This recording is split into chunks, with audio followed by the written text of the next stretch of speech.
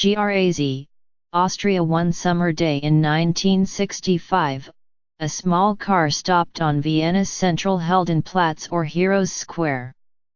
Out climbed a slender man of average height, his suited figure covered from head to toe in white paint. A black line ran up his body, as if splitting him in two. But his grinning face gave an air of mischief as he walked with a spring in his step right in front of the balcony of the Hofburg Imperial Palace, where, in 1938, Hitler was greeted by cheering crowds after the Third Reich's annexation of Austria. The man was Günter Bruss, known for his artistic actions, which were sometimes irreverent and sometimes violently confronting. In the 1960s and 70s, these artistic performances challenged deeply conservative social attitudes and a culture of forgetting in post-war Austria. In time, Mr. Bruss came to be admired as a boundary-pushing artist. He would trade his paintbrush for a razor blade and turn it against his body to explore the limits of expression. And the Austrian state would come to regard him as a notorious troublemaker. But on that day in 1965, to Mr. Bruss's disappointment, absolutely nothing happened, he said in a recent interview at his home in city of Graz, in the south of Austria.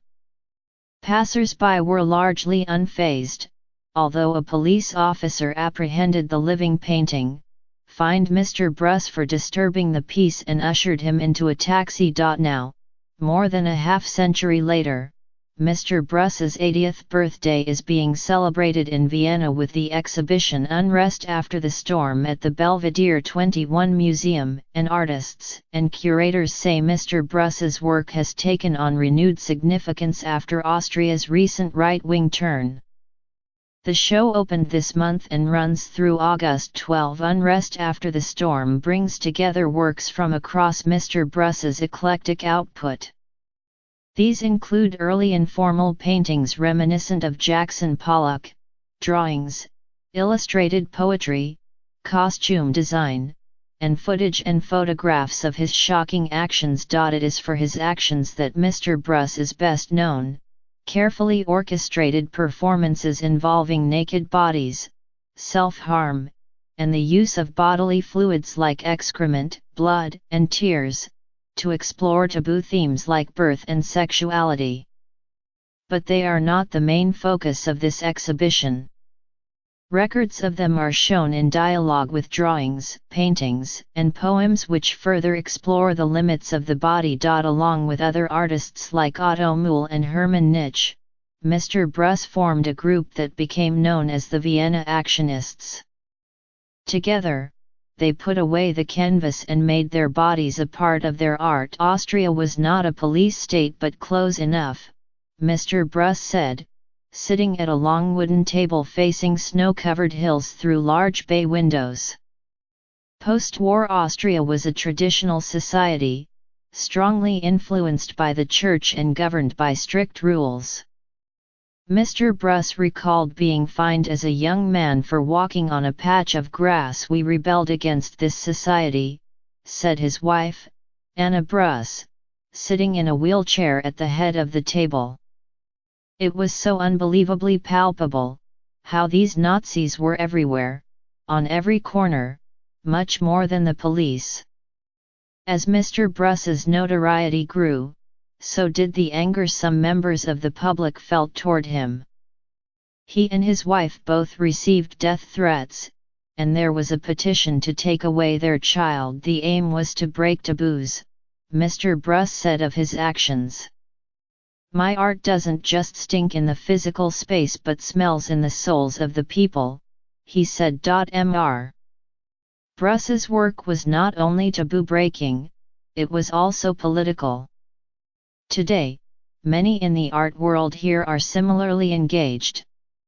Last year, riding the wave of a backlash against Europe's treatment of the migration crisis, the far-right Freedom Party again took up key posts in Austria's government.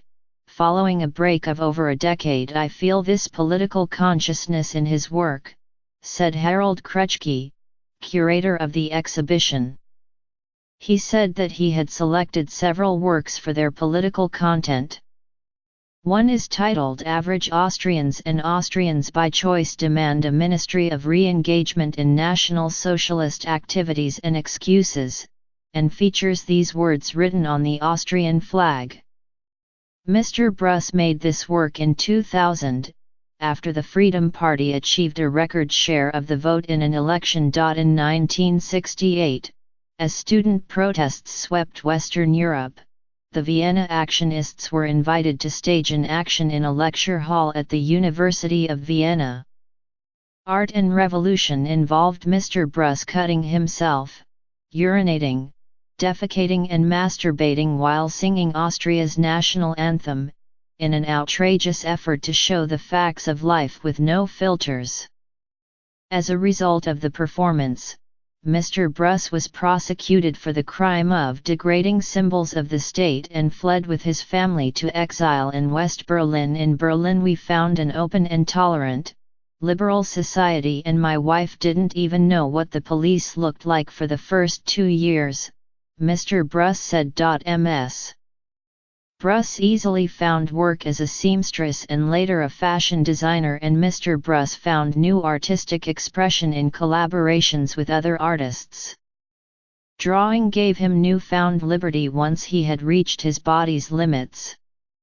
After the work Zerreißprobe, or The Real Test, in 1970, in which Mr. Bruss slit himself with a razor and beat himself to exhaustion, ending up bloodied, panting, and sweating, the artist called an end to the actions.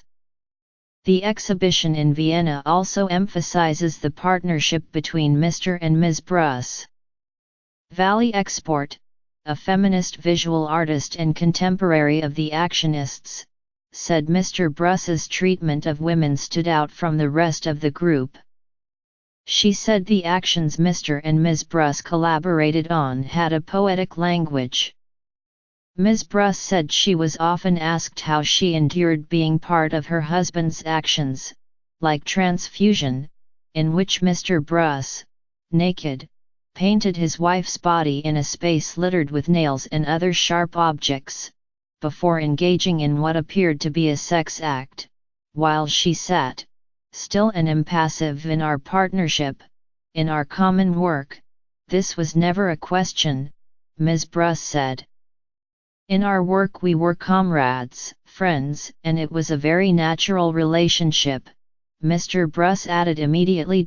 Eva Baduratriska, curator of several past exhibitions on Vienna Actionists at MoMAC, Vienna's Museum of Modern Art, said that when you looked at Mr. Bruss's art you are facing the truth.